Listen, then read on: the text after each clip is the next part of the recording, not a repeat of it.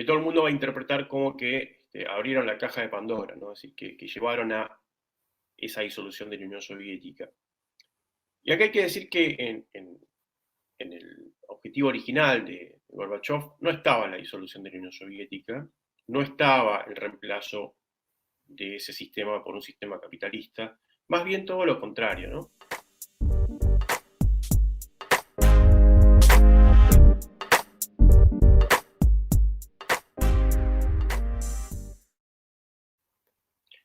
Bueno, como circuló por estos días, la figura de Mikhail Gorbachev está asociada inevitablemente a la disolución de la Unión Soviética, ¿no? Uno piensa en la Ujú. disolución de la Unión Soviética y piensa inevitablemente en el nombre de Mikhail Gorbachev, en parte porque él era el presidente de la Unión Soviética cuando firmó la disolución, eh, pero también porque es él el que inicia una serie de reformas a mediados de la década de 1980, que todo el mundo va a interpretar como que abrieron la caja de Pandora, ¿no? Así que llevaron a esa disolución de la Unión Soviética.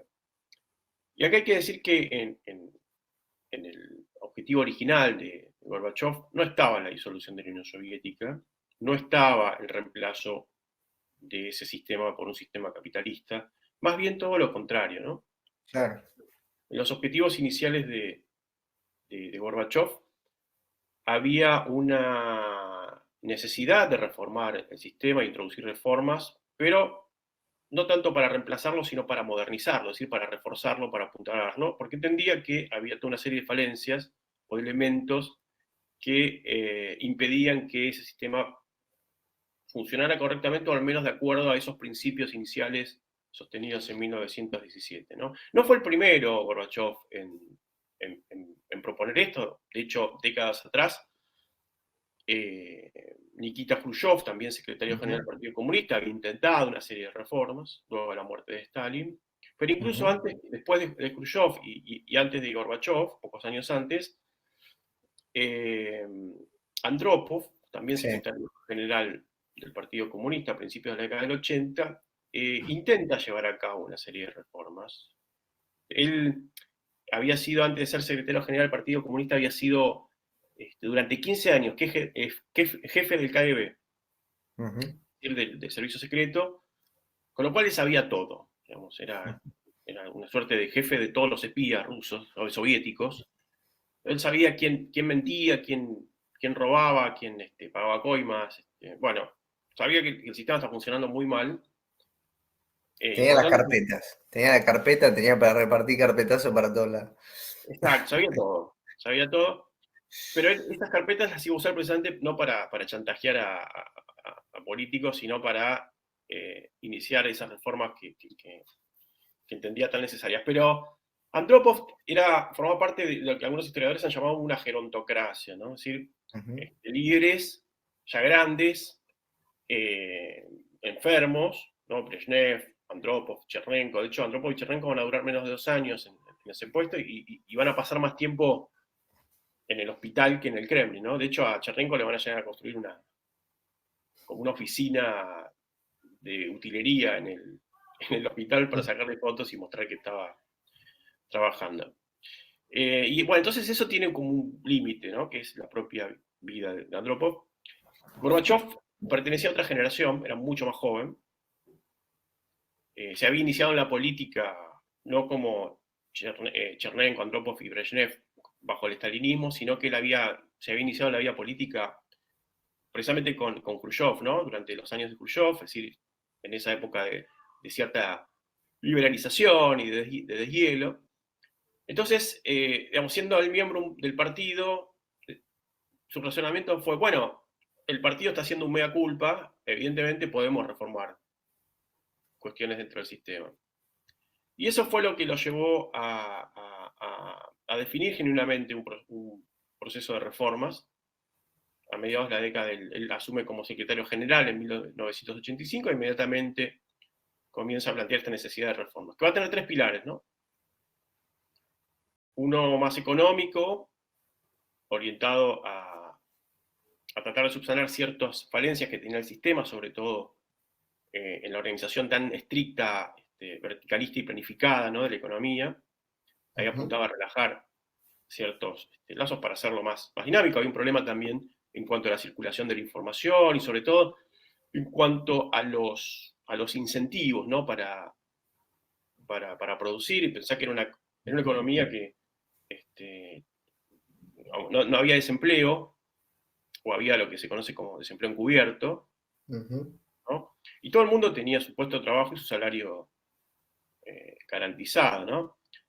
De hecho, hay una anécdota bastante curiosa de cuando McDonald's entra a la Unión Soviética, que fue antes de la disolución, en el año 90, Sí. y lo que le llamó la atención a los jóvenes que fueron entrenados por los ejecutivos de McDonald's norteamericanos, era que el concepto de atención al cliente, ¿no? Y de tener que sonreírle a los clientes, como que no entendían por qué le tenían que sonreír a los clientes si los que tenían las hamburguesas eran ellos, ¿no? Digamos, los que tenían que sonreír en todo caso eran los clientes para que uno les diera esa mercancía. Bueno, eso tiene que ver con uno de esos tantos problemas que tenía la economía soviética. Y eso se lo conoció con el nombre de perestroika, o quedó asociado a ese nombre que en ruso significa reconstrucción. Para resolver los problemas económicos, digamos, de una manera efectiva, había que poder discutir libremente y sin ningún tipo de censura esos problemas. Claro. Y ahí Gorbachev lanza un segundo paquete de reformas que se conoce con el nombre de Glasnost, que también es una palabra rusa que es más difícil de traducir, pero que podríamos traducir como transparencia, y que apuntaba precisamente a relajar la censura y a permitir un debate de ideas y cultural mucho más transparente, mucho más amplio, mucho más honesto. De hecho, es el momento en el cual se rehabilitan nombres que estaban prohibidos, como por ejemplo Trotsky, Bukharin, se liberan presos, se publican ciertas obras, ¿no? Que por ejemplo el libro de Vasily Grossman, Vida y Destino, o incluso se publica por primera vez de manera oficial un disco completo de los Beatles, ¿no? Mira. Bueno, todo eso se da en este marco, ¿no? Y es un momento bastante interesante y quienes tenían 20 y pico de años lo recuerdan hoy con mucha alegría, ¿no? Y con mucho entusiasmo, ¿no? Como una época muy creativa. Y había un tercer elemento, una tercera dimensión de estas reformas, digamos, que en ese sentido Gorbachev fue coherente, ¿no? Bueno, abrimos el juego económico, abrimos el juego cultural, lo que falta abrir es el juego político. Y eso es lo que va a terminar siendo, de algún modo, el talón de Aquiles de las reformas, ¿no? Porque le va a quitar al Partido Comunista la posibilidad de controlar esos cambios. Claro. Y eso es lo que Sí, va a permitir.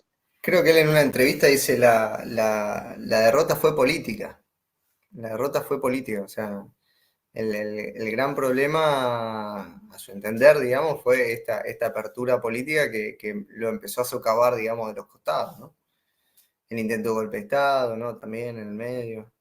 Bueno, ahí efectivamente la posibilidad de que el Partido Comunista, ahora que hasta ese momento era el partido que no tenía ninguna oposición, de hecho era un sistema político de partido-estado, que pudiera ahora contar con otra competencia o con otras tendencias, le va a quitar a ese partido ese control del poder y de las reformas, sobre todo, ¿no? Entonces, es en ese marco que apuntaba a revitalizar el sistema, con incoherencias, con inconsistencias, digamos, no fue una serie de reformas que tuvieran, eso sí, hay que decirlo, una planificación detallada, ¿no?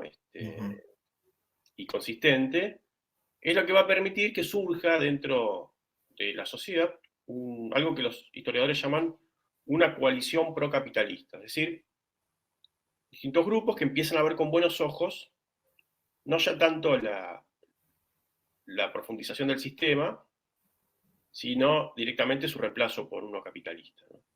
De acuerdo a lo que ellos entendían que era el capitalismo.